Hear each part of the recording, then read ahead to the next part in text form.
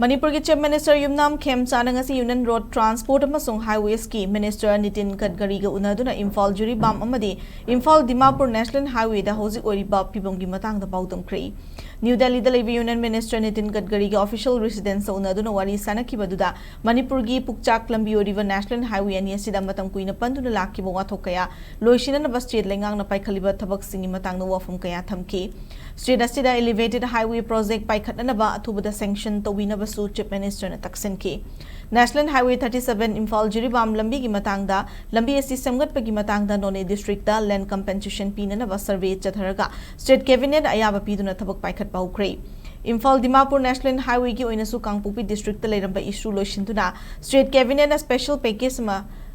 Pinanaba Yanare, Adumoinaba Imphal Urkul Jasami Highway Guinadi, Lamgi Watok, Houjik Sulaidi, Adubu stakeholders singer Kusham Naduna, Atuba the Warishan Purakna Honari Haina Pongdoke. Union Minister Nitin Gadkari Nasu Chief Minister Wafam Singh Tar Batungda, State Asigi Lambi Tongi Pheebam Fagat Hananava Center and meeting Changduna, Tabak Paikat Kani Habi Wafam Tamki Hari.